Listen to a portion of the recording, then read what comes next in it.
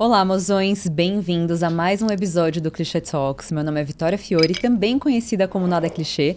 E nesse episódio eu vou ter que pedir licença para ler a ficha dessa minha convidada, porque ela é tão plural que é chocante. Maria Prata já foi editora-chefe da Vogue Brasil, esteve à frente do Fashion TV, foi apresentadora do Mundo S.A. na Globo News e hoje é sócia da agência Out of Office, que conecta marcas, cultura pop e tendências.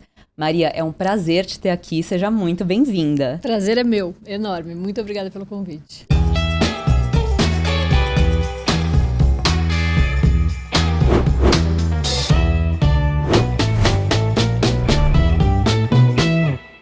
Eu quero saber, na verdade assim, eu já sei porque eu fiquei ontem a noite inteira estudando a sua carreira, fiquei vendo várias entrevistas e uma das coisas que eu mais amei é que você arriscou ir pro mundo da moda mesmo ninguém na sua família tendo feito isso.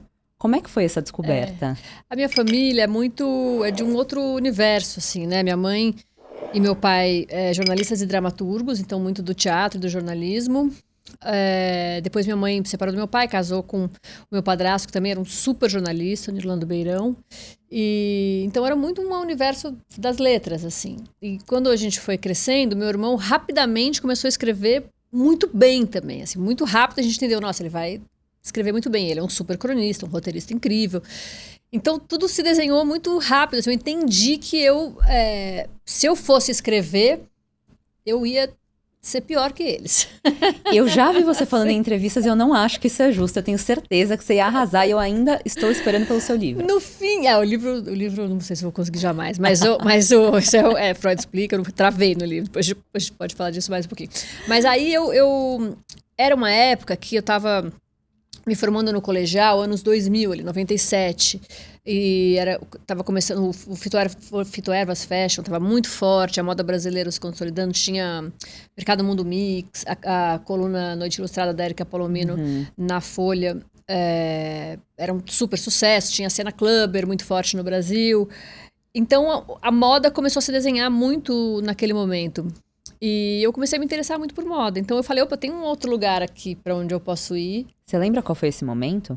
Tipo, foi uma matéria? Foi uma roupa que você viu na rua? Quando eu entendi, assim? Quando virou uma chave, tipo, isso me atrai mais do que outras coisas. Eu comecei... Tinha uma coisa dos meus pais, que eles eram jornalistas. Minha mãe trabalhava na época na Cláudia. E o Nirlando, acho que nessa época... Não sei se ele estava na Playboy, quando a Playboy era ainda uma revista com muito texto, muito interessante. Que a Playboy teve, mas de fato, a Playboy, né? Ela realmente era uma referência. Muitos grandes jornalistas passaram por lá. Playboy. Ou se ele estava na Caras, que também é uma revista muito texto, muita referência. Mas eu sei que eles ganhavam convite para os desfiles, pro Fitoervas e tal. E aí, quando eles não iam, eu pedia para ir e ia no lugar deles. E aí eu entendi que eu comecei a me interessar por aquilo.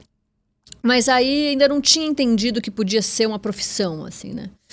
E quando eu me formei no colegial, bem perdida, assim, não sabia muito o que fazer, fui estudar inglês em Londres, e daí quando eu fui morar em Londres, que eu cheguei lá e fiquei enlouquecida, porque é uma cidade onde, também já falei muito isso, todo mundo tá dando alguma informação de moda pra você o tempo todo. Mesmo que eles estejam de uniforme, tem um piercing, tem um cabelo, tem um sapato, tem um não sei o que te diz alguma coisa sobre quem eles são. E naquela época o Brasil era muito diferente. Imagina, não tinha internet. Foi em 97 isso, Não tinha rede social. Eu entrei, fiz um e-mail pela primeira vez quando eu morava lá em 98. Então a informação não circulava tanto. No Brasil a gente não... Assim, as mulheres não se vestiam com as tendências, ou era um nicho muito específico que seguia as tendências internacionais. Maquiagem, eu lembro que eu saía na rua em Londres e falava, gente, as pessoas aqui se maquiam loucamente. Tinha Boots, que era aquela farmácia que na época era, nossa, assim, muito antes de Sephora, que é onde tinham as maquiagens, maquiagens coloridas, era muito novo. Para quem morava no Brasil, aquilo não existia, né?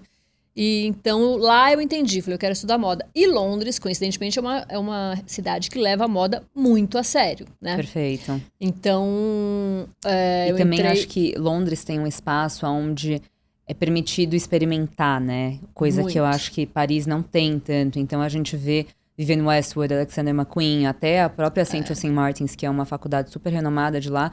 O desfile deles é um dos desfiles mais aguardados dentro do mundo da moda, que acabou de acontecer. E é muito interessante, assim, ver que isso é o mais apreciado de lá. Quanto mais experimental, quanto mais novo, quanto mais... É que estranho pra mim não é uma palavra ruim. Então, quanto mais estranho, melhor. Não, isso tá na rua com muita força, né? Nem, tá na moda porque tá na rua. Que nem sei quem nasceu primeiro, mas... Né, o movimento punk nasceu lá e tal. E... Aí eu falei, deixa eu estudar. Se tem mercado aqui, eu vou estudar, né? Daí eu fiz um ano de London College of Fashion, que era um curso preparatório pra fazer portfólio pra apply pra Central Saint Martins. Perfeito. E aí eu fiz...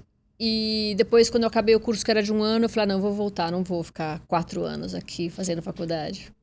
Eu posso te falar, muito humildemente, que a gente tem um começo, assim, de história meio parecido. Porque quando eu terminei, eu tava no último ano do colegial e eu tava em pânico com o que eu ia fazer da minha vida. Porque, assim, é muito cruel, né? Você pedir pra alguém de 16 anos falar o que você vai fazer da sua vida. E eu tinha esse desejo já por moda desde muito cedo, mas eu não tinha vontade de fazer faculdade de moda porque eu não me imaginava fazendo roupas, desenhando roupas, costurando roupas. Eu também não. Não era isso que me atraía. Então eu fui pra Nova York, fiquei 1 ano lá estudando, refiz o 3º colegial lá, então me formei numa escola, num internato, uma boarding school. E eu tinha que aplicar pra uma faculdade, porque o último ano de lá é focado 100% nisso. Apliquei pra Parsons, passei. E aí, eu lembro de voltar pro Brasil nesse break, assim, e falar, cara, eu não consigo ficar 4 anos fora. Pra mim, me dá um pânico, me dá um desespero.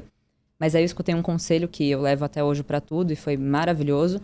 O marido da minha prima virou pra mim e falou assim, Vitória, você só vive 4 anos vivendo um de cada vez. Então, dentro disso, eu encontrei uma paz onde eu conseguia... entender que tudo bem, se eu não quiser ficar os 4, eu posso ficar 1 e depois eu volto. Então eu posso ficar 2 e aí eu você volto ficou até o fim? E aí eu fiquei até o fim. Olha só. Foi maravilhoso, mas também não quis quando eu terminei. Eu já tava prontíssima pra voltar. E aí eu voltei, e aí o destino se encarregou e estamos aqui hoje. E você fez desenho de moda? Eu não fiz, eu fiz comunicação de design e comunicação de moda. Olha aí, se safou dessa. Eu fiz desenho de moda. Pois é. Eu consegui me safar dessa porque... Nossa... O podcast ele veio muito disso, porque a gente realmente não sabe como funciona pra chegar em certos lugares da moda, né? Porque não tem curso. Hoje em dia tem muito mais, mas principalmente naquela época, jornalismo de moda. Não tinha nada. Não tinha nada. Tanto que eu fiz desenho de moda, né? Perfeito, que era a sua alternativa. 1 ano, depois o outro ano pensando, vai acabar. Mas você fez... Desesperado. Você fez esse curso, mas você também fez aqui, né? Fiz Santa Marcelina, desenho Perfeita. de moda. O curso de lá era muito mais legal. O curso de lá era uma base de tudo. Tinha tudo. Tinha história da moda, tinha desenho de moda, tinha fotografia, tinha styling, tinha desenho, costura, modelagem, tinha tudo. Ai, que irado, gente. Era incrível. É muito incrível. E daí Santa Marcelina desenho. Santa Marcelina é muito desenho, né? Então eu sofri 4 anos ali. Você me pediu pra fazer um croquis agora, você não sabe o que vai sair. Um horror. E como é que começou... Quando você começou efetivamente a trabalhar com moda? Foi na Capricho? Muito cedo. Foi no São Paulo Fashion Week. Não, foi na Capricho, na verdade. Eu na faculdade ainda, a Capricho tinha acabado de passar por uma reformulação editorial. Então, quem tinha chegado era a Brenda Fukuta, que era amiga da minha mãe. Aí eu lá. Há muito tempo eu achei que eu estava sempre no lugar certo, na hora certa. Mas, na verdade, hoje a gente sabe que isso chama amor, privilégio. Nepo Baby, melhor. Nepo Baby é mais aceitável do que privilégio. Mas era isso. A amiga da minha mãe estava querendo alguém que nunca tivesse trabalhado com moda, que tivesse... que nunca tivesse trabalhado em revista, para não ter nenhum vício, porque realmente a gente vai fazendo as coisas de um mesmo jeito, Sem né? dúvida. E eu tinha acabado de chegar de Londres e eu entrei na Editora Abril, na Capricho. Meu cargo era repórter C. Tenho na minha carteira de trabalho até hoje. Chique. E aí eu trabalhava como produtora. Só que lá a gente fazia de tudo um pouco, né? Então fazia produção, mas também escrevia título, uns olhinhos, legenda, não sei o quê. E aí comecei a trabalhar já dentro do mercado editorial, porque era revista, estava na Editora Abril. Aí fiz uns freelas para outras revistas de lá. Mas aí a Santa Marcelina me pegou, assim, porque era muito trabalho, muita coisa. Eu não conseguia fazer... Eu saía... Era faculdade de manhã, saía da faculdade, ia direto pra Capricho, comia um sanduíche assim no caminho, saía da Capricho às vezes 10 da noite, fechamento, pra chegar na escola às 7 da manhã pra... Na Parsons as pessoas dormiam lá, você encontrava, você andava na aula à noite, assim, terminava umas 9h40. Galera dormindo. Capotada, com o sacanagem. travesseirinho lá. Aí eu saí da Capricho, me formei, e quando eu me formei, o Fito Evers Fashion tinha acabado de virar para chamar São Paulo Fashion Week, daí de novo, né, pô, baby. A Graça Cabral, que era diretora de comunicação do São Paulo Fashion Week, me chamou para trabalhar com ela, para ser assistente dela. E ela era madrasta de um grande amigo meu, de colégio. E aí eu fui trabalhar lá. E aí lá foi incrível, né? Porque daí era assim, tempos áureos de São Paulo Fashion Week, na Bienal, muito grande, muita marca, muito estilista. E eu estava dentro da Luminosidade, que era a empresa do Paulo Borges, então eu estava em contato com todo mundo passava por lá. Todo mundo passava por lá.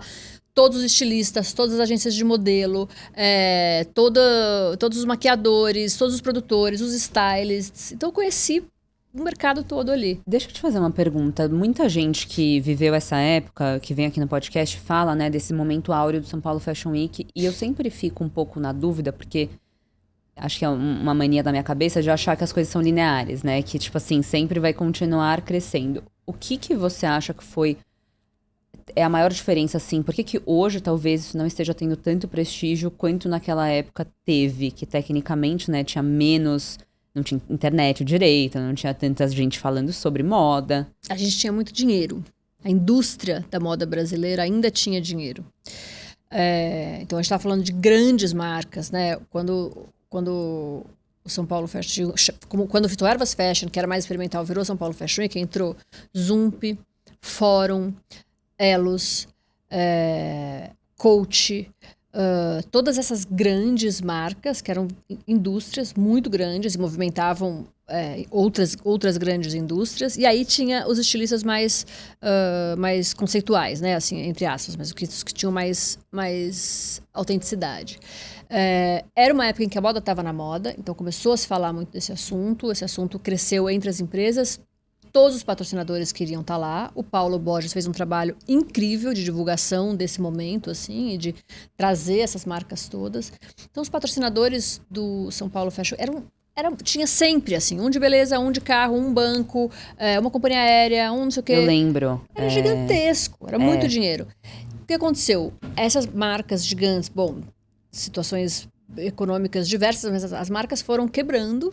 A indústria brasileira foi quebrando. A gente não formou uma indústria de moda forte para chegar depois. Então, mão de obra no Brasil ainda é muito caro. Até os pequenos estilistas, que eram os mais autorais, sofreram muito também, tiveram que fechar a loja, diminuir, sofreram muito com esses momentos. O São Paulo Fashion Week passou um período super difícil conceitual mesmo, assim, de entender quem eles eram depois daquilo tudo, para onde eles iam andar. E eu acho que hoje, eu tenho falado isso, assim, hoje o São Paulo Fashion Week está num momento muito bom. Porque tem uma curadoria de marcas incrível, tem um time de marcas brasileiras que são genuinamente brasileiras e não precisam necessariamente se abraçar nessa brasilidade para poder existir. Porque naquela época a gente só olhava para fora, tudo que vinha de fora era o melhor, tudo que... muita gente não conhecia as referências, então os estilistas também podiam fazer o que quisessem, porque as pessoas não iam saber que aquilo ali, de onde vinha, hoje em dia isso já não é mais possível. Então nasceu uma nova geração da moda e o São Paulo Fashion Week trouxe isso para dentro. E eu acho que agora a gente está num momento muito incrível. E aí, você também... Dentro desse momento de moda, foi aí que você ajudou a Bazara vir pro Brasil? Não, foi bem depois. Eu estava no São Paulo Fashion Week de 2000... Eu fiquei 2 anos lá, de 2000 a 2002. E aí eu comecei a... Tô ficando velha, gente, já não lembro mais. Você foi pra Vogue? Não, fui pra Vogue depois um pouco. Eu acho que eu fiquei freelando um tempo, pós São Paulo Fashion Week. Aí freelei pra Capricho uma época, cobri licença maternidade da Adriana Yoshida, que era editora de moda de lá. Daí comecei a freelar pra umas revistas da Abril. Freelar como jornalista? Como jornalista e produtora. Perfeito. Fazia styling, fazia texto, fazia produção. E aí, foi isso. Daí em 2005, eu tava fazendo... como freelancer mesmo, jornalista, o lançamento da D&G no Brasil. A D&G era a segunda marca da Dolce & Gabbana, que já nem existe mais, e a D&G estava chegando ao Brasil e contrataram a Carta Editorial, que editava a Vogue, para fazer uma revista de lançamento, uma RG especial, RG Vogue, que era a revista social da Carta Editorial, especial D&G. E daí eu fiquei lá fazendo essa edição, aí a Patrícia Carta, que era diretora da Carta Editorial, me pediu para depois fazer uma revistinha que era patrocinada pelo Guaraná Antártica, que chamava gente. Garota Guaraná. Amo! Que era no modelo de Teen Vogue, assim, que depois a gente até fez uma edição de Teen Vogue. E aí eu tava lá e tava tendo essa grande reformulação na Vogue também. Então eles estavam trocando o corpo editorial, eles tinham o Loyola como editor-chefe, o Giovanni Frasson editor de moda, o Sérgio Ribas era redator-chefe e a Condé Nast Internacional pediu para que essa turma fosse ou trocada ou adicionada mulheres. Então, a diretora de redação tinha que ser uma mulher, eles queriam uma editora de moda que tivesse menos de 30 anos e fosse mulher, e redatora-chefe mulher também. E aí foi uma reorganização da revista. E eu tava lá, então, de novo, né? Hora certa no lugar certo, mas claro, né? Pô, baby certa.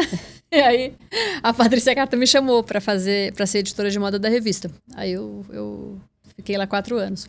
Como que essa sua bagagem anterior te preparou pra esse momento? Cara, eu lembro de eu sair de lá da Carta, sentar no carro, ligar pra minha mãe e falar: mãe, ela quer que eu seja editora de moda da Vogue. Eu tinha 25 anos, eu era muito nova, eu tava assim, gente, ela é louca. Minha mãe falou assim, me acalmando, né? Falou, filha, ela tá te chamando pelo que você é. Não pelo que você não sabe, né? Assim, ela sabe o que você sabe. Sem claro dúvida. Que ela vai te formar, mas assim, ela tá te chamando, ela sabe o tamanho que você tem. E foi exatamente isso, assim, a Patrícia me pegou pra criar, assim, ela me ensinou muita coisa, desde o começo. Acho que eu tinha uma bagagem que muita gente não tinha naquela época, que era uma menina que estudou moda, morou 1 ano e meio em Londres e tinha um olhar pra moda bem específico, mas eu acho que era só isso. Mas não é só isso, porque eu vejo hoje em dia, e uma das coisas que eu mais sinto falta é uma boa curadoria, por exemplo. Ou então ter alguém que consiga olhar para as coisas de uma maneira diferente que nem todo mundo tá olhando. E às vezes isso é tão fácil pra gente que acaba sendo meio banalizado, mas não é tão comum. Eu acho que tem um lado que é meio... Eu acho que é isso. Acho que ela viu em mim uma menina com capacidade de aprender, que eu acho que é essencial. Que era o mais fundamental ali, que ela ia poder moldar ali para a revista, né, do jeito que ela acreditava. Eu conhecia muita gente do mercado, né? Então o São Paulo Fashion Week me abriu essas portas, assim, de conhecer muita gente do mercado. Então acho que era um pouco isso, mas eu era muito crua. Tinha chegado ali muito crua. Muito crua. O que você lembra, assim, que ela te ensinou e nunca saiu da sua cabeça? Putz, praticamente tudo que eu sei sobre jornalismo de moda, e principalmente sobre imagem de moda, foi a Patrícia quem me ensinou. Assim, ela tem um olho muito treinado, né? Ela cresceu dentro da Vogue. Então, ela tem um... Eu lembro que uma vez tinha uma jornalista que trabalhava com a gente que falava do jeito que a Patrícia lia a revista. Que ela pegava no papel de um jeito que era muito dela, assim. E era isso. Parecia que ela estava se alimentando daquela papelada ali, né, da revista. E ela tem uma paixão ali por aquilo. Ela sabe fazer revista como pouca gente no mundo, eu acho. O Gui de Beauharnais, que é o braço direito dela agora na Bazar, eu perguntei uma vez isso pra ele, assim, o que a Patrícia Carta tem no dia a dia tão especial em relação à construção de uma revista? E ele também falou da imagem. Ele falou que, assim, teve uma vez que eles estavam fazendo alguma capa e ela olhou pra aquilo e ela falou: tudo isso aqui precisa ser azul. E assim, tava pra imprimir. E ele falou: Patrícia, não, você tá louca e tal, taranã. Tudo isso aqui precisa ser azul. Ele falou: ficou 1000 vezes melhor. Não é melhor. Ficou... o desespero é ouvir que tudo isso precisa ser azul às 10 da noite antes de fechar a revista. Essa era a grande briga, né? Lá. Porque é isso, essas pessoas que são muito ligadas à imagem, elas... né, não é trocar uma letra pela outra, é trocar uma imagem. É uma... A não ser que você já tenha a imagem pronta, é uma operação difícil de fazer. Mas ela é isso, sabe tudo. Assistir um desfile com ela é uma experiência totalmente diferente do que assistir um desfile sozinha. Ela sempre tem um olhar carregado de referências, assim, né? Então ela sabe de onde veio, por que veio, como é que é. Fora que ela é muito, muito chique, ela é isso, muito sofisticada. Então... Quando você trabalha com alguém que tem tanta força em algum lugar, tudo que você faz, você pensa como aquela pessoa faria. né? Então, toda vez que eu estava fazendo uma página, uma imagem, pensava, será que a Patrícia faria? Como que a Patrícia faria? Então, eu acho que o aprendizado tem muito disso. É você começar a tentar pensar a partir dos olhos da outra pessoa, né? Falando em tendência, que eu acho que é algo que você comenta muito dentro das suas redes e também tá sempre muito inserido dentro do nosso universo de moda, como que você acha que as tendências hoje são construídas, assim, de uma forma muito diferente do que era antigamente? Você pegou, assim, percebeu quando essa transição aconteceu? Você acha que hoje em dia a palavra tendência tem o mesmo peso do que tinha antigamente? Como que você vê isso? Eu acho que, bom, mudou completamente, né? Depois que a internet entrou em jogo, mudou, assim, o jeito, mudou tudo, né? Eu tive a sorte, eu acho, mesmo, de pegar esse pré, assim, né? A gente trabalhava de uma outra maneira, era outra... Bom, o mercado, a indústria funcionava de outra maneira, né? Era outra lógica. Então, eu sou da época em que nós, jornalistas, íamos aos desfiles, assistíamos os desfiles, voltávamos da temporada, contávamos o que tínhamos visto e a gente sentava numa reunião para decidir qual tendência. A gente tinha 6 meses para desovar aquelas tendências, né? E aí, qual tendência a gente ia dar primeiro, porque a gente achava que ia ser a mais tendência imediata, que ia estourar rápido, qual que a gente podia segurar um pouquinho, como que a gente conseguia adaptar as tendências que a gente via lá de fora, quando era inverno lá, verão aqui, o que a gente conseguia adaptar para o Brasil, entender o que a gente ia ter daquelas tendências no Brasil, porque muitas marcas nem estavam aqui ainda, né? As marcas que chegaram com força quando eu estava na Bazar, já em 2011, que foi quando o Brasil entrou para essa brincadeira dos BRICS e virou um país de muito promissor.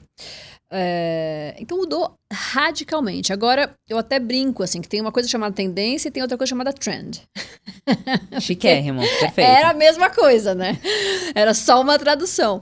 Mas, assim, eu acho que quando a gente tá falando de tendência, a gente precisa olhar para macro comportamentos, assim, não só de consumo, né, mas de comportamento, macro comportamento, de comportamento, eu acho, mas macro mudanças de comportamento, de consumo, de como a gente vive, do que a gente deseja, de para onde a gente está olhando, e isso tem um impacto na moda. Às vezes a moda impacta isso também, tem uma via de mão dupla. Mas quando a gente está falando de trend, eu brinco que é trend, que é core, que é aesthetic, porque daí é outra brincadeira. É uma brincadeira do consumo imediato, do TikTok, o que você vai comprar agora, que depois de amanhã você já não vai querer mais. E é um perigo isso, se você quiser, a gente pode se aprofundar. Quero muito, vamos agora. Agora. Mas eu acho que a tendência tinha esse lugar, assim. E cabia muito aos jornalistas, a gente tinha essa missão, assim, de olhar aquilo e falar, cara, isso aqui vai funcionar para o meu leitor, né? E isso aqui vai virar uma tendência. Então a gente começava, claro, as marcas em primeiro lugar, mas depois o jornalismo tinha esse papel, assim, de organizar aquelas tendências e falar, isso aqui funciona. Como vocês organizavam? Nossa, de muitas maneiras, assim, desde... Por exemplo, quando a gente voltava, a gente fazia o Vogue Passarelas, que era uma revista que tinha todos os looks de cada desfile. Tipo Vogue Runway, que é o aplicativo online, mas em uma revista. Exatamente, só que era uma revista. Uau. Nem eram todos os looks, mas era a maioria dos looks. Então, quando você começa a editar uma revista como essa, que você tem que rever look a look, não é que você... né? E é um processo muito mais profundo do que no digital, porque no digital você põe lá, sobe e tal... Na revista você vê look a look, vê a página, vê legenda por legenda, look 1, look 2, o que é, tarará.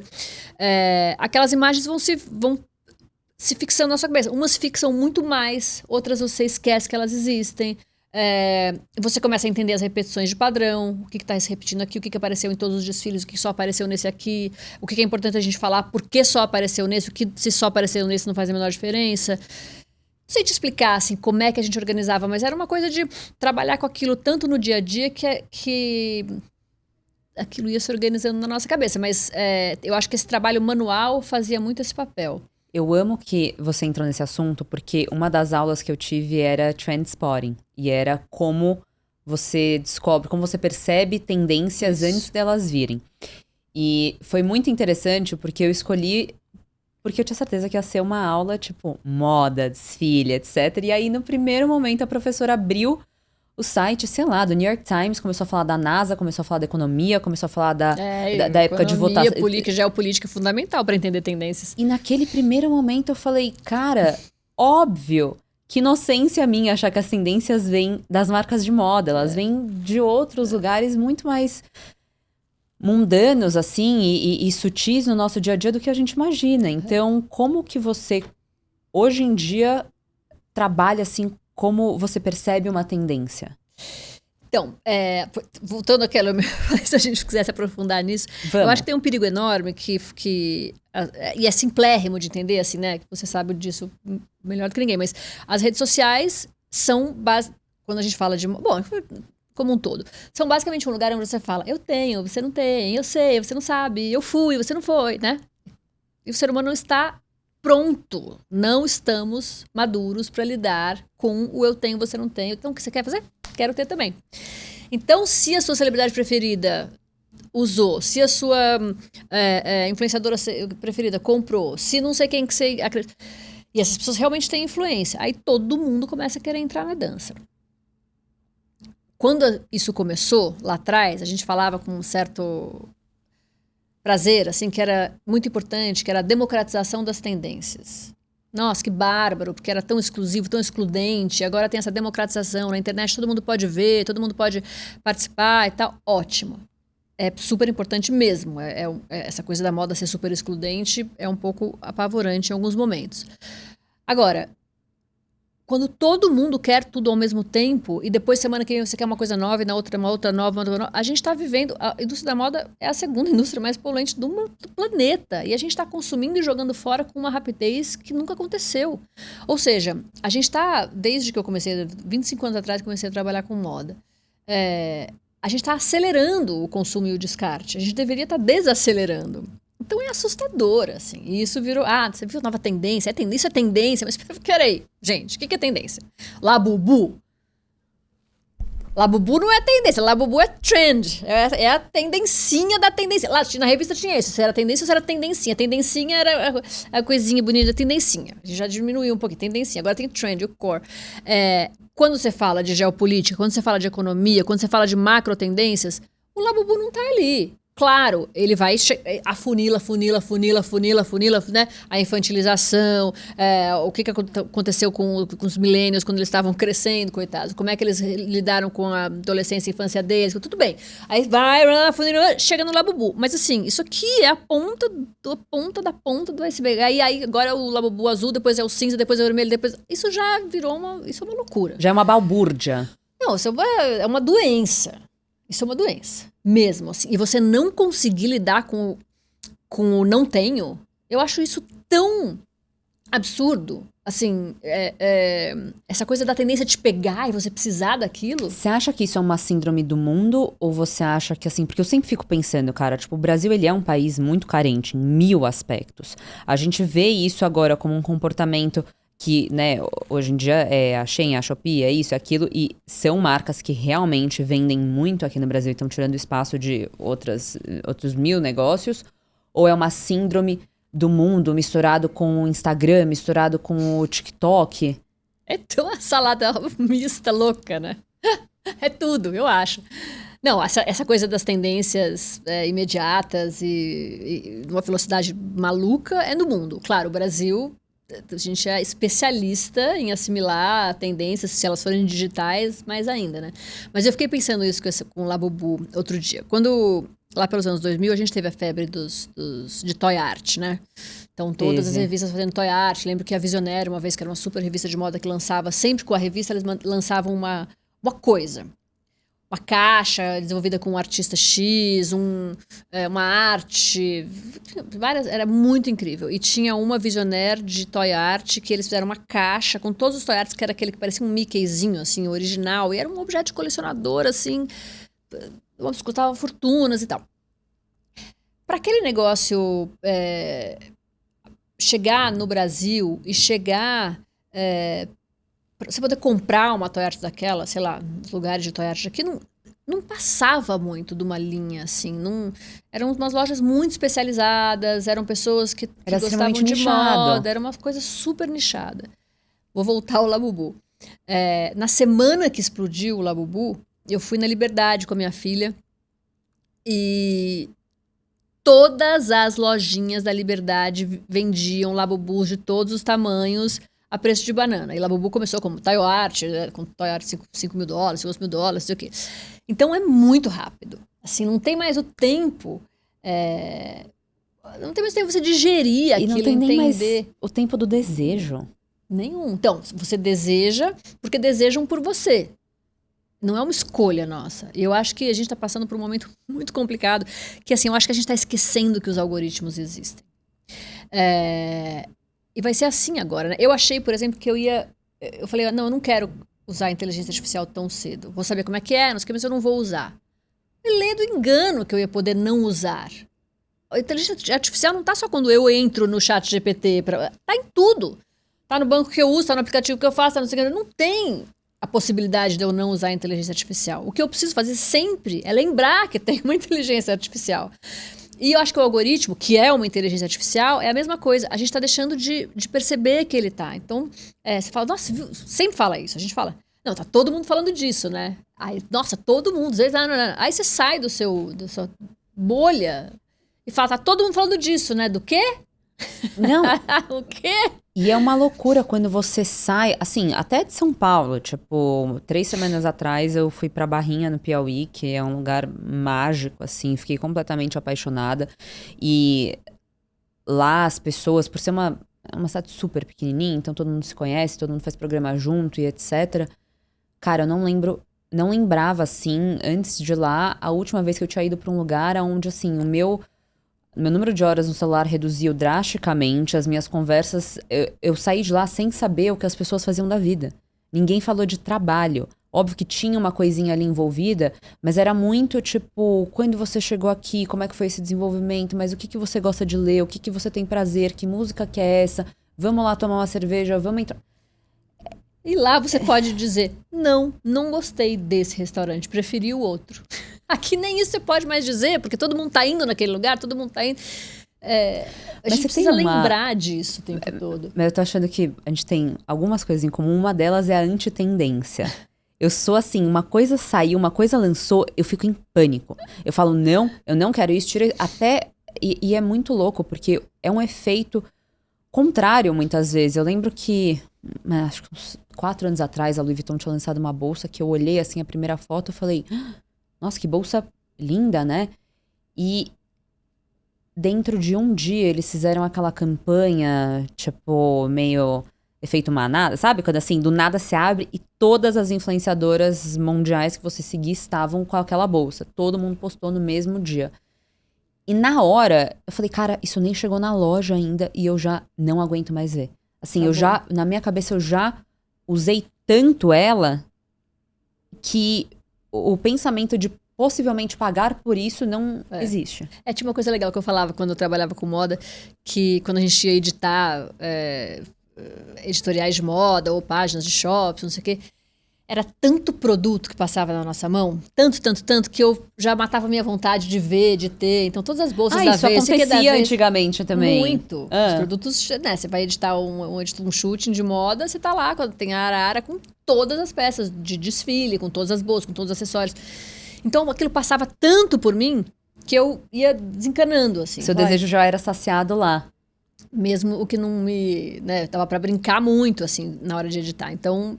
Eu nunca fui uma pessoa muito da tendência. Nunca fui uma fashionista, assim, em look, assim, né? Visual. Sempre tive ou quando eu fui mais fashionista, eu era ou muito jovem, ali, quando eu era clubber ali, quando eu morava em Londres e tal. Mas aí era bem clubber mesmo.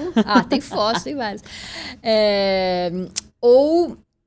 Quando eu tava na Bazar, tinha uma onda mais minimalista, assim, mais Ricardo Tisci na Givenchy, assim, a gente usava, era incrível. Mas depois, ok. A situação da moça. Chiquérrima, amor. Não, sim, mas tendência Quiet luxury zero, né? dela. Não, mas assim, não tem a tendência, né? Quer dizer, a tendência... Mas quando que você começou a consolidar o seu estilo? Cara, meu estilo muda, engraçado isso. Acho que eu comecei a me apaixonar muito por moda isso na juventude, né? Quando eu tinha colegial, assim, que eu era sempre a que usava alguma coisa diferente. Uhum. Depois, quando eu fui pra Londres, muito essa cultura clubber, piercing, tinha piercing aqui. Icônica! Eu fiz um piercing aqui quando eu morava lá, e aí, para os meus pais não verem, eu fiz aqui porque eu podia colocar pra dentro, né? Então... Teve um dia que eu cheguei, eu não aguentava mais, porque aquilo coçava meu nariz, eu tenho rinite, então era sempre um problema. E aí chegou um dia que os dois estavam sentados na frente do sofá, eu falei, gente, eu tenho uma coisa pra dizer. E aí eu tirei... Horrorosa. Tirei esse piercing. Aí eles... Ai, Vitória... Assim, não estavam nem aí. Falou, ai, tá bom, vai, vive aí seu piercing. Um mês depois, eu tirei meu fora. piercing, tava machucando minha gengiva, deu o maior... Eu fui no dentista aqui, ele falou, você tira isso agora. Tem que pegar na saúde, gente, senão não aprende. Mas olha, melhor, falo pras minhas filhas, entre tatuagem e piercing, façam piercing. Sem dúvida. Piercing depois sai, tatuagem tem várias que não saem, enfim. Daí fui clubber. Daí, quando eu vim pro Brasil, comecei a trabalhar com moda, eu fui ficando mais minimalista, assim, preto e branco, preto e branco, preto e branco. Você acha que isso veio da sua exaustão que você estava falando? Acho que tinha tanta coisa, tanta informação, tanta que eu me protegia um pouco. E acho que também tem uma coisa que eu nunca fui... eu sempre olhei pra moda de um jeito mais analítico, assim. Meu olhar é muito... Então, hoje é até muito mais macro, assim, muito mais de mercado e tal. Eu fui fugindo um pouco da tendencinha, assim, até da informação. E tinha tanta gente que trabalhava comigo que era tão fenomenalmente ligado em moda e que se vestia tão incrivelmente, que tinha tanto estilo, que eu fui me defendendo, assim. Eu não ia saber ser tão incrível com tendências igual aquela turma. Nossa, trabalhei com todo mundo que era... Até hoje, né? São referências de estilo muito grande, começando em Costanza, daí you name it, o resto. Ou o resto... E aí vai a Constanza, perfeito. Mas eu acho que eu fui me defendendo, assim, do preto e branco. E aí, depois que eu virei mãe, isso mudou de novo. Porque... Não, quando eu fui trabalhar na TV, isso mudou. Porque na TV também não dá pra você ser muito esquisita, minimalista... né? Na TV você tem que ter uma linguagem que conversa mais com todo mundo e tal. Então eu comecei a usar mais alfaiataria... mais de outras cores e tal. Eu lembro de ver o Esquadrão da Moda e eu tava tipo, vocês falam de moda e o look de vocês tá muito boring. Por que isso tá acontecendo? Assim, eu olhava pra Isabela Florentina, tipo, cadê, entendeu? Cadê a tendência? Eu acho que tem esse lado de... Total, ela precisa ser approachable pra todo o público, tem que ter hoje em dia. Um visual acessível. E aí, acho que hoje eu sou mais careta, assim. Mas bom, né? Não é careta, mas hoje tá eu tô bem caretinha. Não, tá o máximo, sapatinho. Mas careta não precisa ser necessariamente ruim. Só que eu sou mais play safe, assim. Perfeito. Mais segura. Vamos falar da diferença entre a revista e a TV. Como é que foi essa mudança de abordagem pra moda? Primeiro eu saí da Bazar e fui pra Fashion TV, né? Então...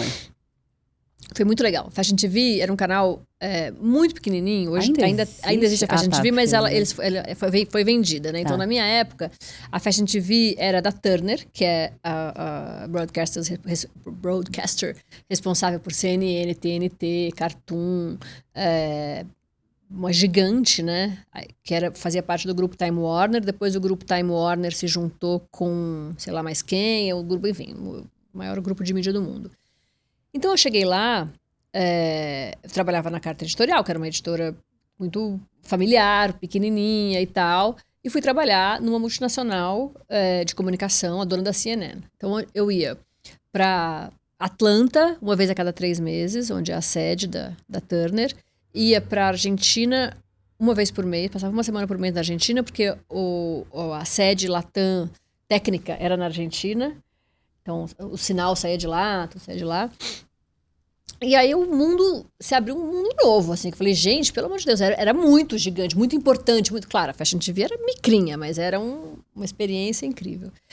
E tive a liberdade de, justamente por ser um canal pequenininho, por a gente estar começando e tal, eu pude inventar. Não existia, assim, a gente saiu inventando como é que a gente faz, exatamente isso, como é que a gente leva uma experiência que eu tenho de editorial, de TV de revista para TV. E aí a gente fazia um programa que era a cobertura das semanas de moda internacionais, e aí fazia as coberturas de moda nacionais, tudo em TV, e tentando sempre falar do jeito mais acessível possível, mais próximo possível. Mas foi incrível. Nossa, que irado. Eu tô sorrindo, ela tá falando e eu tô tipo... Não, muito incrível, porque era uma época que o Brasil tava muito bem colocado. Tava muito bem na fita. Você acha que a gente tá voltando pra esse momento? Nos desfiles, não. Tá. Tudo pode acontecer. Mas as salas de desfile eram enormes. Quando eu sempre brinco disso, assim, quando eu tava na Vogue, o Brasil sequer era convidado para os maiores desfiles internacionais. A Costanza era convidada. E a Mônica Mendes e a Eliana Tranquese, que eram a das Lu, e uns pequenos convidados. Para Paris até tinha mais. O primeiro desfile da Chanel que eu fui, eu era fila H. H. A, B, C, D, E, F, G, H, tá? Lá atrás. E aí, o Brasil foi crescendo, foi... ganhando espaço. Ganhando espaço. As marcas começaram a vir pro Brasil. Daí abriu o Shopping JK. Daí abriu Cidade Jardim. Daí abriu... Enfim, a coisa foi crescendo por aqui. E quando eu tava na Bazar, a gente era a primeira fila de todos os desfiles. Mesmo, assim. Você sentava assim no desfile e tinha, sei lá, 11 jornalistas brasileiros. Tinha umas 4 fileiras de Brasil, né? Tinha os desfiles, eles são divididos assim, né? Tem a ala China, a ala Rússia, a ala não sei o quê. Aí tinha a ala Brasil e era uma escadinha de brasileiros e a gente fazia a nossa festa lá. Uau. E aí os desfiles foram enxugando, o mercado de moda foi fechando, a coisa da influência foi crescendo. Então agora num desfile super importante, o Brasil tem, sei lá, 4 lugares, 3 são de influência e 1 é de jornalismo. Porque mudou demais o mercado e o papel das pessoas que precisam estar lá dentro. Então, geralmente, quem vai esse 1, 2, vai uma Vogue, vai uma Elle, né? Mas eu não poderia ter feito... Se fosse hoje, eu não poderia ter feito o que eu fiz lá atrás. Porque eu não ia ter essa abertura. Eu entrevistei todos os estilistas que você pode imaginar da época. Quem que mais te marcou? Lagerfeld. Entrevistei algumas vezes. Uma loucura, né? E aí, era assim, acabava o desfile, o cara ficava lá dando entrevista. Então tinha entrevistas que eram aquelas pós-desfile, ficava uma fila no backstage, assim, uma fila de jornalistas, cada um tem, sei lá, 10, 15 minutos, ou você marcava uma entrevista maior, quando a marca tinha alguma coisa pra divulgar e tal, a gente marcava entrevistas maiores, daí conseguia, teve uma que eu fiz na Fendi com ele, que daí ele me recebeu lá dentro, numa sala toda branca, com milhões de canetinhas na mesa, ele fazendo sketches, assim, eu me arrependi amargamente. Toda vez que eu vejo essa foto, eu falo, por que eu não pedi um autógrafo desse cara? Não pedi, fiquei com vergonha.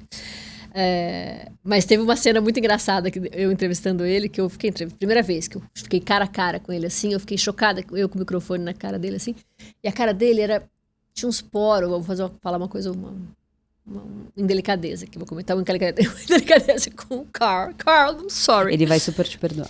A pele dele, ele era muito maquiado. E eram uns poros enormes com uma base. Assim, eu falava, eram vários vulcõezinhos com base, assim, na cara dele. Não era assim, tá? A cena tão horrível. Mas eu passei a entrevista inteira olhando pra cara dele, falando, nossa, gente, ele tá todo maquiado, que loucura e tal. Acabou a entrevista e eu falei, thank you. E ele olhou pra mim com aquele sotaque alemão e falou, you've got beautiful skin. E daí... eu morri de rir porque eu tava olhando pra pele dele e ele tava olhando pra minha. A gente saiu, a Karina, que era a diretora do programa, morrendo de... Até hoje ela olha pra mim e fala, you've got beautiful skin. Maravilhoso. E ele não mentiu, tá? Tô vendo aqui, impecável, amiga. Não, maravilhoso. Mas olha, naquela época, né, era ele, Marc Jacobs, Ricardo Tisci. Calma aí, eu tenho uma coisa com o Marc Jacobs muito forte. Inclusive, esse vestido é dele. Eu sou, assim... maravilhoso. Eu sou muito obcecada nesse cara. Nossa, que feio, né? Nesse cara. O cara sendo Marc Jacobs. O que te marcou entrevistando ele? Vamos lá. O Marc Jacobs eu entrevistei aqui no Brasil, quando ele veio abrir a loja Marc Jacobs na NK. Ele tinha uma loja do lado da NK. Passei bastante tempo com ele. Fiz uma entrevista longa, assim, de 1 hora e tal. Eu acho que o que me pegou nele, assim, era uma clareza muito grande do que ele estava fazendo. Eu acho que se eu entrevistasse ele hoje, talvez ele tenha a mesma clareza, mas ele foi dando essa pirada, né, estética e pessoal e tal. Icônica, as unhas, o cabelo. Que é super interessante de ver, mas naquela época ele bom, ele ficou uma época na Vuitton muito louco, né, naquela época aquele óculos grandão, cabeludo e tal, daí ele cortou droga, cortou tudo, daí ele ficou careta, ficou gato, era essa época, ele tava todo gato, camisa branca, todo tchu-tchu-tchu, assim, e muito... Centrado. Muito centrado. Lúcido. Amo. Muito lúcido. Ai, gente. Então a sensação foi essa. Mas, cara, várias pessoas... Ricardo Tisci, Ricardo Tisci não, Nicolas Ghesquière, veio pro Brasil fazer aquele desfile enorme em Niterói. Aí tem uma história maravilhosa também com ele, que eu cheguei... para entrevistá-lo no Copacabana Palace, e era uma suíte onde ele estava dando todas as entrevistas, e o Copacabana Palace é um lugar com uma decoração bastante rococó, assim. Então tem cortina pesada, de jacar, o estofado dos móveis todos de jacar, tapete, vaso de flor, é bem, bem rebuscada. E aí eu cheguei e minha equipe deu um problema com a câmera, não sei o que, tiveram que voltar pra Globo, e a gente começando... Vai atrasar, aquele pânico, né? Os caras são super regrados com... Mas o assessor falou, não, fica tranquilo, ele tá na prova de roupa, então você vai atrasando aqui que eu vou atrasando lá, ele tá entretido lá, não tem problema. Anjos. Só que aí, enquanto a entrevista atrasava, o assessor foi ficando aflito com aquele cenário e foi mandando tirar as coisas. Será que a gente pode tirar esse Dá tempo da pessoa daqui? pensar, Aí cara. tirava. Aí passava mais 5 minutos. Será que a gente podia trocar essa poltrona de lugar? Pô, será que, quando eu vi, tinha uns 2 caras com escada tirando a cortina? Eles tiraram as cortinas da suíte, eles tiraram os sofás, trouxeram 2 poltronas brancas. Pessoas da moda são um inferno. Os loucos estéticos. Como é que podia um cara com a estética do Ghesquière dar uma entrevista na estética do Copacabana Palace? Pro PR dele, pro assessor, deixa eu voltar pro microfone, pro assessor de imprensa dele, lá. é assim, era o cúmulo da imagem errada que a gente estava passando. Resgata essa foto, por favor. Tem eu e o Ghesquière de frente um pro outro, no sofá, 2 sofás, um de frente pro outro, branco de couro. Não tem de onde eles tiraram isso. Uma parede branca atrás. Não tem nada do Copacabana Palace. Da onde que saiu esse sofá de branco ou de couro? Ah, de evento, de lá. Que eles pegaram e levaram pro lugar. Pegaram e tiraram cortina. Aí, na hora que a equipe chegou, ele entrou e falou, hi, uau, sentou. Nossa, que surpresa agradável. Não sabia que o hotel tinha esse quarto minimalista. Sentou e deu a entrevista. Mas eu adorei também. Adorei ele muito, muito simpático, muito comigo, focado. Muitas histórias. Eu sou super grata a tudo que eu pude fazer. Assim. Como é que o mundo da moda talvez mais tenha te surpreendido, assim? Qual foi alguma... Pode ter sido um momento, pode ter sido um desfile, porque eu vejo que você, para além da moda, você carrega a bagagem de muitos outros lugares. E dá pra ver que você consegue ver a moda unindo, parece que todas essas abas que vão ficando abertas na sua cabeça. Então, teve algum momento, assim, que você consegue lembrar que, não sei, meio que simboliza, assim, o que a moda como você acredita? Esse desfile da Vuitton, né, que eu citei agora, foi um momento que eu falei, nossa, que curva que o Brasil deu, assim, com a moda. Porque a gente tava lá na filazinha H, só eu. O primeiro desfile que eu entrei na Prada, eu entrei de standing, ainda dei um truque ali, porque eu pedi pra Costanza o desfile, o convite dela, e ela entrou sem convite, eu entrei, enfim, outras histórias. Mas tinha uma coisa de uma virada, assim, né, de você falar, nossa, olha que momento do Brasil, acho que isso foi muito importante. E eu acho muito genial ter vivido esse momento da troca da comunicação da moda, assim, da comunicação via internet, via rede social, primeiro as blogueiras, depois agora chamam influenciadoras, mas que tem essa função de divulgadoras, né, você sabe disso. A lógica se inverteu, o mercado se inverteu, o mercado de luxo está sofrendo para se adequar, entender como se comunicar. Tem um monte de marca entrante que não é de luxo, mas que cria desejo. Esses desejos estão muito pulverizados. Então, eu fui... Depois quando eu entrei na Globo News, eu sempre falo, eu sou da bolsa, do sapato, né? E aí, quando eu cheguei na Globo News, eu comecei a olhar para o mercado, comecei a olhar de um outro lugar. E nunca mais eu voltei para falar da tendência. Outro dia me perguntaram isso. Você largou a moda? Abri uma caixa de perguntas lá e perguntaram. Eu falei, não, de jeito nenhum. É que eu nunca falo aqui de desfile, coleção, desfile. Porque eu acho que tem muita gente melhor do que eu para falar disso. O meu olhar para moda é muito outro hoje em dia. É muito mais de mercado, é muito mais para onde a gente está andando. Outro dia eu fiz uma palestra sobre para onde vai o mercado de alto luxo. E falei muito de moda.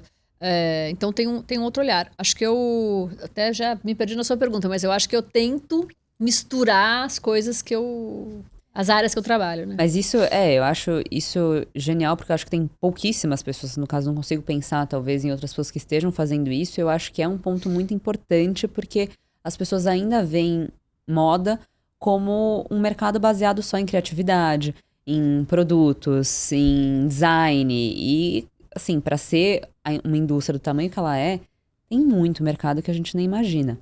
Antes da gente entrar na nossa dinâmica, eu queria te fazer uma última pergunta. Da onde veio o Pílulas de Prata? Sei lá, de uma reunião com o time. Que engraçado o Pílulas de Prata que virou. Acho que a gente estava numa reunião com o time e eu falei, eu quero... Não, é o seguinte, o formato veio porque eu comecei a fazer mais minhas redes, trabalhar minhas redes como um veículo mesmo, depois que eu saí da Globo News. E aí, tinha muita gente que via as coisas que eu estava fazendo e mandava notícia, né? Assessoria de imprensa, marca. Falava, você não quer dar isso? E eu não tinha muito onde desovar, porque eu queria sempre fazer matérias que eram mais analíticas e tal. Então, a notícia, a loja que abriu, a coleção que chegou, a bolsa que lançou, até coisas que não são só de moda e tal, eu não conseguia dar. Daí eu falei, eu queria juntar isso tudo num lugar só. Então, o formato nasceu daí. E era uma época em que ninguém fazia isso, assim. Eu... até digo isso com um certo orgulho, assim, talvez eu possa estar falando uma grande besteira, mas eu acho que eu pautei muita gente. Muito rápido, assim, depois que eu comecei a fazer, os veículos começaram a fazer também. O melhor da semana, né, o best-of e tal. E acho o máximo, não é nada de competição e nada. Talvez alguém ouça e fale, imagina, que absurdo ela falar que ela lançou isso. Óbvio Talvez que não, seja mas mesmo. você é icônica, não, lançou sim. Icônica não, pelo amor de Deus. Lançou sim. Mas... Aí eu acho que foi uma reunião, assim. Eu falei, pra gente dar uma coisa menorzinha, não sei, alguém, não sei quem foi. O time não era o time que eu tenho hoje. Alguém falou Pílulas de Prata. E aí, quando a gente foi fazer o design, a designer desenhou a pilulinha. Icônico. Maravilhoso, muito. Né? E aí ficou. E aí foi muito engraçado, porque como era um lugar que eu tinha criado só pra desovar essas notícias que eu queria dar, mas que eu não conseguia dar grande, eu achei interessante que teve uma repercussão muito grande, muito rápido, assim. Agora até teve uma caída de engajamento, assim, tô reformulando e pensando como mudar um pouco, mas... Você tem que fazer no TikTok. Não. Sim.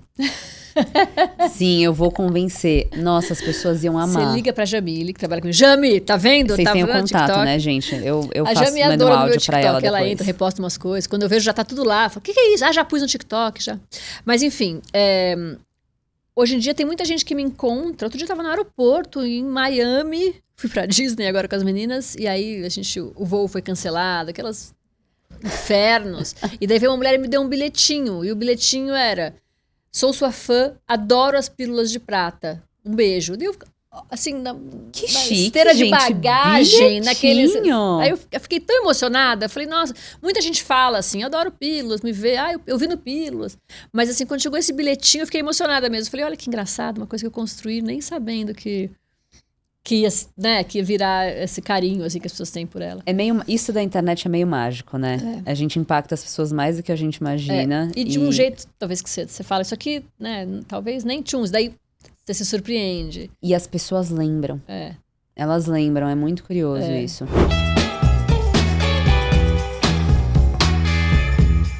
Vamos para as nossas confissões nada clichês com Maria Prata. Ai, meu Deus. Qual tendência de comportamento você acha que vai mexer com as marcas nos próximos anos? Acho que cada vez mais a customização. O produto feito para cada cliente específico, e acho que a inteligência artificial tem um papel muito grande nessa mudança, né? A gente começa falando das bolsas Goiás com o logo, as iniciais, pessoas, né? E tal, tarará, daí os tênis da Gucci, daí todo mundo começa a fazer isso, joalheiros começam a fazer isso e tal. Com inteligência artificial você tem um nível de possibilidade de customização muito maior que esse, e eu acho que as marcas vão nadar ainda nesse mar aí. Qual foi a última tendência que você leu, estudou, comentou, que te fez pensar, gente, mas como assim? Bebê Reborn. Ponto. Nada mais a declarar. Alguma vez você já defendeu uma tendência que ninguém acreditava e depois todo mundo comprou a ideia? Provavelmente. Acho que ser jornalista de moda, de revista de moda, é um pouco isso, assim. Você aposta, algumas você ganha, outras você perde. Eu conheço pessoas que elas meio que queimam tendência. Então, assim, milhares. Vê lá na frente, faz, ninguém dá bola, dá um ano... Milhares. Mas eu tenho uma que é o inverso disso, que é engraçado. Que eu sou o contrário, né? É tendência, eu prefiro não usar, não vou comprar, não vou... Não. Aí, quando começaram a usar os tênis brancos, isso faz o quê? 10 anos. Todo fashionista de tênis branco, todo vestido de preto, tênis branco, tênis branco, tênis branco. E aí uma amiga minha falou, e aí? É tua cara essa tênis, você não vai usar? Eu falei, imagina, eu tênis branco. Eu não consegui me segurar, daqui deu meses eu tava de tênis branco, foi o contrário. Aí eu falando, não quero, não vou, e quando eu vi, eu tava com o bichinho lá. Eu já percebi que as pessoas da moda têm uma coisa com sapato branco. Eu lembro da Donata falar que ela nunca ia usar uma bota branca, não ia. Queimou a língua, hoje em dia adora bota branca. Bota branca é nos 80, Xuxa brilhando. A gente tá tendo revival, né? Icônico. Não tenho, tá? mas eu não faço parte. Qual foi a maior surpresa positiva que você teve com uma tendência que apostou e te surpreendeu no mercado? Tênis branco. Perfeito. Justíssimo. Não, peraí. Que me surpreendeu e que foi bem. Ai, deixa eu pensar. Olha só como eu tô longe das tendências. Difícil pra mim. Bebê Reborn. Já pensou, gente? Maria Prata parece com... Filhas, chegou o seu irmãozinho. Não, eu acho que eu vou falar agora sério. Acho que tem uma coisa de uma imagem de moda brasileira que é muito legal. Que achei que nunca a gente ia ter. E hoje em dia tem marcas que olham pro Brasil, né? Uma 100, assim. Que olham pro Brasil e conseguem fazer disso tendência. E eu acho incrível. De uma forma impecável. O André vai vir na próxima temporada. A gente tá bem animado. Qual tendência você acha que morreu antes da hora e deixou você querendo mais? Ai, ótima. Os... Eu até esquece o nome, de tão fora da tendência que ela é. Bota Dr. Martens, que eu sempre fui apaixonada, morei em Londres, todo londrino tem uma Dr. Martens. Chiquérrima. E aí, uns anos atrás, voltou a Dr. Martens, eu tava no Iguatemi é o lugar das tendências, e falei, ai, que maravilha, até fez uma foto, que era a minha velha, roxa, destruída, de quando eu morava em Londres, e a novinha, brilhantinha que eu tinha comprado. Eu usei a novinha brilhantinha agora 2 vezes. E falei que eu não vou conseguir mais usar isso. Eu comecei a ver em todo lugar, eu falei, não sou eu mais. A roxinha era eu, essa aqui tá lá, no armário. Mas é meio especial, não é? Tipo, você olhar assim pra tantas fases e pra boas compras, eu acho que Dr. Martens é perfeita, assim. Eu tenho uma desde 2015. Não, faça pra vida chuva inteira. ou faça sol, ela tá lá. Não vou dizer que impecável, ela tá mas doída. Mas é bonita quando ela fica doída. Exato. Né? Maria, foi um prazer gigantesco te ter aqui. Muito obrigada Prazer pelo meu. seu tempo. Obrigada pela participação, mozões. Espero que vocês tenham amado, porque esse episódio foi icônico. Não deixem de se inscrever no canal. Obrigada pela audiência também, né? Não tinha agradecido ainda. Se inscrevam no canal, ativem o sininho, comentem, deixem aqui seu comentário. Maravilhoso. A gente se vê semana que vem. Posso agradecer? Por favor. Obrigadíssima. Muito obrigada. Ótimo papo. Me diverti gente... acima de tudo. Não, é o que eu ia falar. Eu dei muita risada. Foi perfeito. Beijo. Obrigada.